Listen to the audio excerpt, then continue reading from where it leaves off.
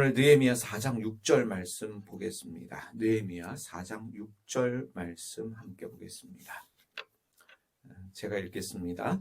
이에 우리가 성을 건축하여 전부가 연결되고 높이가 절반에 이르렀으니 이는 백성이 마음 들여 일을 하였음이니라.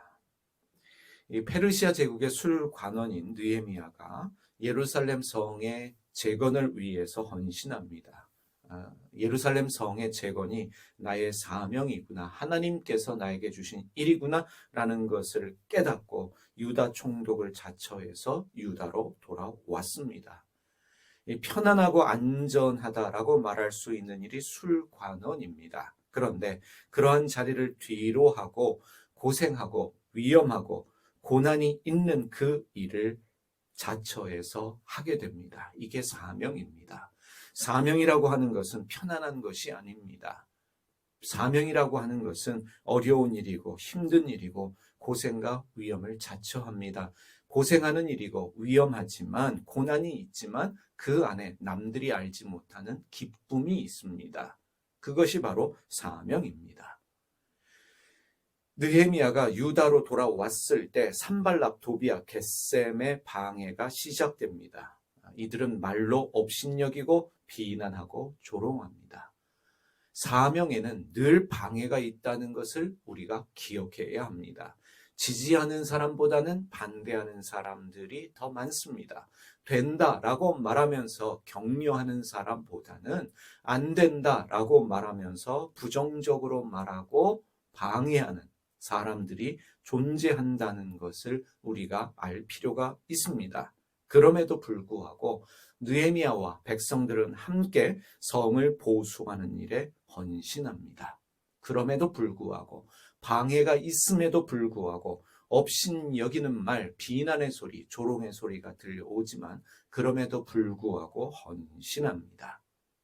우리에게 그런 마음이 필요합니다. 그럼에도 불구하고 헌신할 수 있어야 합니다. 3장에 보면 바룩이라는 인물이 등장합니다. 바룩, 이름의 뜻이 무엇입니까? 복을 받은 자라는 뜻입니다. 히브리어로 복이라는 단어가 바라크라는 단어를 씁니다. 하나님께서 아브라함에게 복을 말씀하셨을 때 그 복이 바라크입니다. 그 바라크에서 만들어진 이름이 바룩입니다. 복을 받은 사람입니다. 바룩은 어떻게 했습니까? 열심히 자신에게 맡겨진 일에 최선을 다했습니다. 모든 사람들이 최선을 다할 때에 바룩은 열심히 그 일을 했습니다. 히브리어로 하라입니다. 하라의 정신으로 자기에게 주어진 일을 감당했다라고 성서가 기록하고 있습니다. 하라가 무슨 뜻입니까? 불타는 열정으로, 뜨거움으로, 표현할 수 없는 그 마음의 열정과 뜨거움을 가지고 그 일을 했다는 것입니다. 복이 되는 사람, 공부해서 남 주고 돈을 벌어 남을 줄 수 있는 영향력 있는 사람이 되기 위해서 우리에게 필요한 것이 하라입니다. 불타는 열정으로, 뜨거움으로, 남들이 볼 수 없는 내 내면의 열정을 가지고 일을 하는 일이 필요합니다. 하나님의 사람들의 특징이라고 말할 수도 있겠습니다. 자, 이제 느헤미야 4장으로 넘어가면 이 산발랏이 이 소식을 듣습니다. 느헤미야와 백성들이 성을 중수하는 일에, 보수하는 일에 헌신했다라는 이야기를 듣고 분노하며 비웃었다. 4장 1절에 말하고 있습니다. 산발락, 비웃는 사람입니다. 말로 다른 사람을 업신여기는 사람입니다. 무엇이라고 말합니까? 미약한 사람들이다. 스스로 견고하게 하려는가? 여기서 제사를 드리려고 하는가?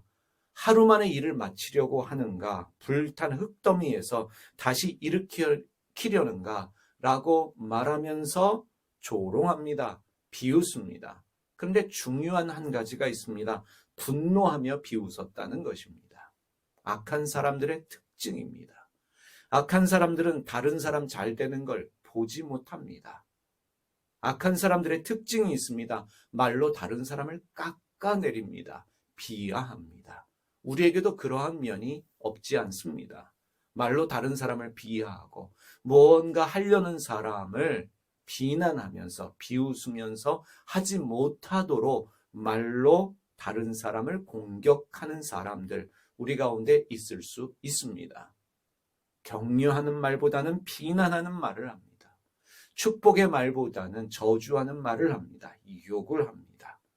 그러나 그 내면에는 분노가 있다는 거예요. 어떤 분노입니까? 다른 사람 잘 되는 걸 볼 수 없는 분노입니다. 쉽게 말하면 사촌이 땅을 사면 배 아파하는 사람들입니다. 도비아가 등장합니다. 3절에 보면 여우가 올라가도 곧 무너지리라.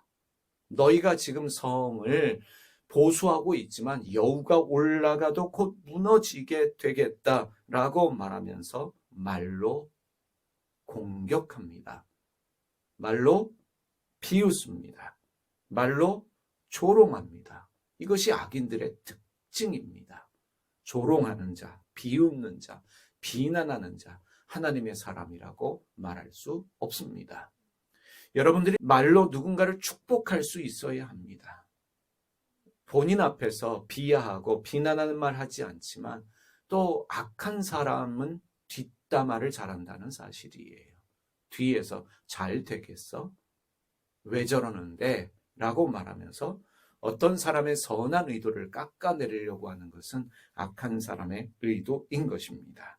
근데 4절 말씀에 느헤미야 4장 4절 말씀에 느헤미야는 기도합니다. 우리 하나님이여 들으시옵소서. 우리 하나님이여 들으시옵소서.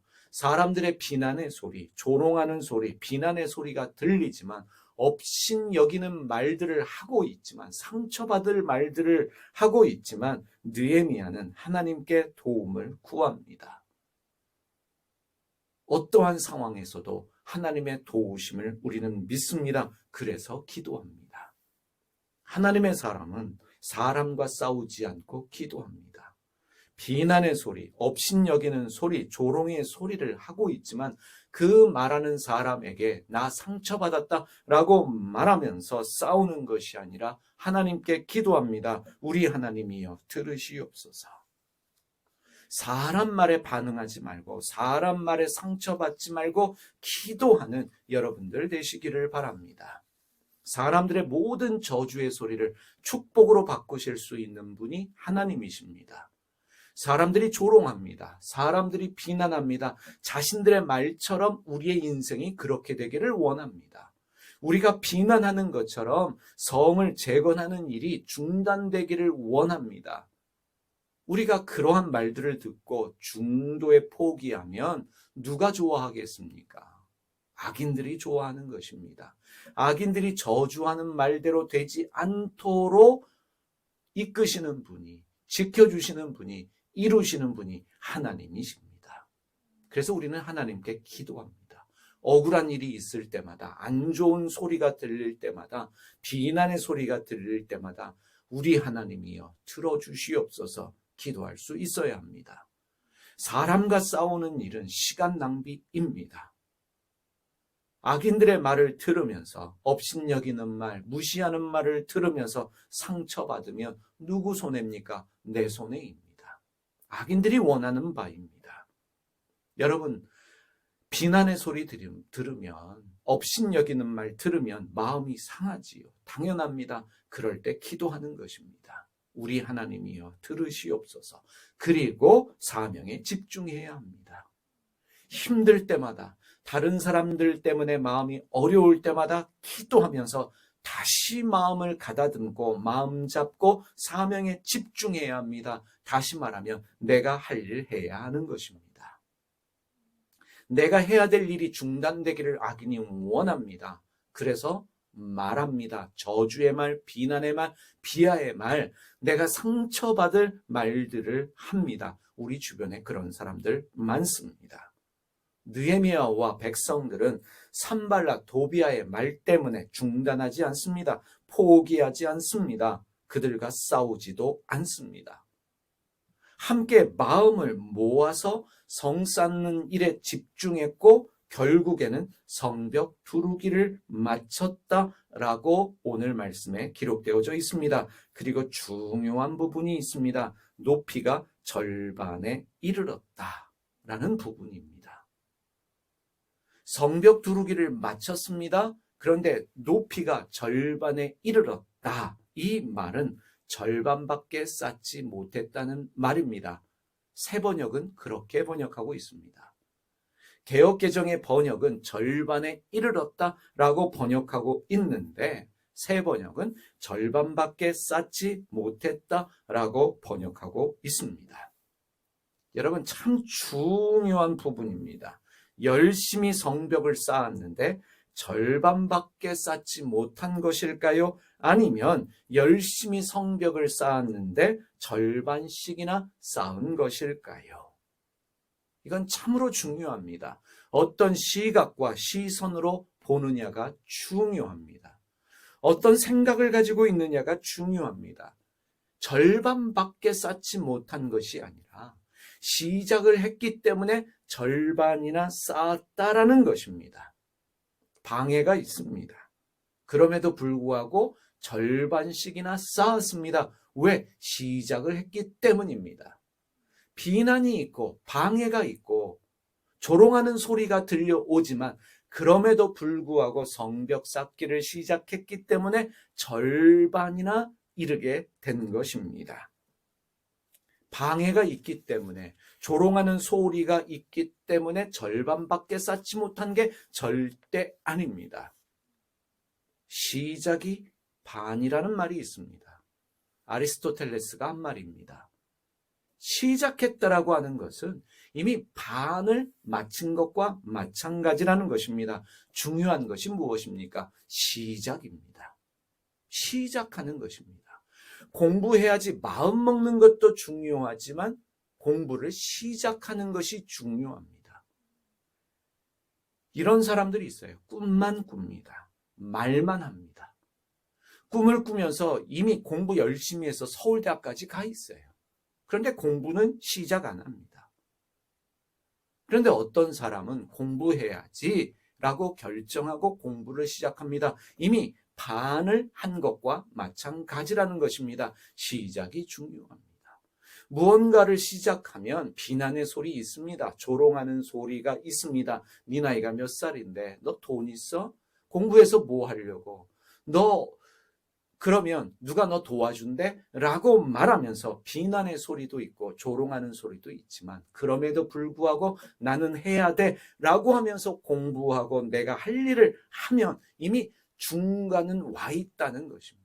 그런데 의외로 꿈은 꾸는데 말은 하는데 시작하지 못하는 사람들이 많이 있다는 것입니다. 일단 시작해야 합니다. 어떤 일이든 마음 먹었으면 이 일이 나의 일이다. 하나님이 주신 일이다라고 하면 시작해야 합니다. 그러면 이미 반은 끝낸 것입니다. 이미 반은 끝낸 거예요. 시작하니까 성벽을 반이나 쌓을 수 있었던 것입니다. 욕심 부리지 마십시오. 반밖에 쌓지 못한 게 절대 아닙니다. 반이나 쌓았습니다. 애플을 시작한 스티브 잡스 21살에 애플을 시작했습니다. 꿈만 꾼 것이 아니라 말만 한 것이 아니라 21살에 시작했습니다. 그래서 오늘의 애플이 된 것입니다. 페이스북을 시작했던 마크 주커버스는 20살 때 그 일을 시작했습니다.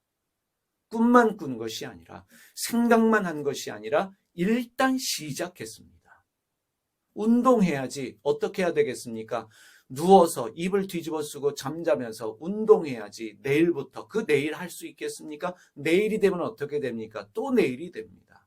이틀, 3일, 4일 미루어지면서 꿈속에서는 말로는 운동해서 몸짱이 돼 있지만 현실은 아직도 운동을 시작하지 못합니다. 무슨 이야기인지 아시겠지요? 시작이 판입니다. 시작이 중요합니다.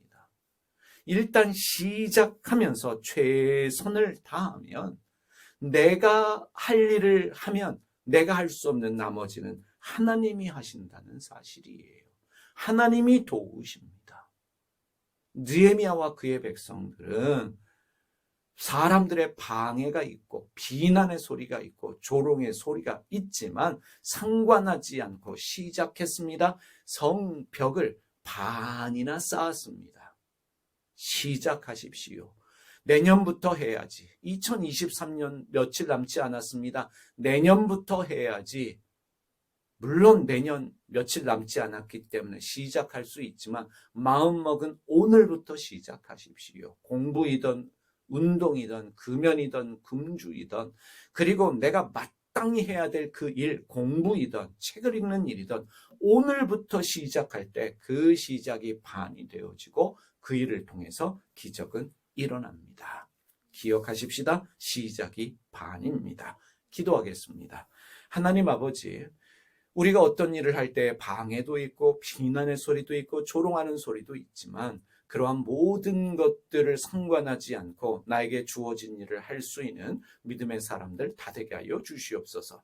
누워서 꿈만 꾸는 사람들 되지 않게 하여 주시고 말만 하는 사람들 되지 않게 하여 주시고 결단하며 시작할 수 있는 하나님의 사람들 되게 하여 주시옵소서. 시작이 반이라고 했습니다. 시작하니까 성벽을 반이나 쌓았습니다. 반밖에 쌓지 못한 것이 아니라 반이나 쌓았다는 것, 반을 쌓았기 때문에 나머지 반도 쌓을 수 있다는 것 기억하게 하시고 핑계대면서 뒤로 미루는 자들 되지 않게 하시고 자기를 합리화하면서 늘 게으르게 사는 그러한 사람들 되지 않도록 우리에게 열심을 주시옵소서. 하나의 정신으로 살아갈 수 있는 저희 되게 하여 주시기를 기도드립니다. 열정을 가지고 사는 저희 모두 되게 하여 주시옵소서. 우리 주님 예수님의 이름으로 기도드립니다.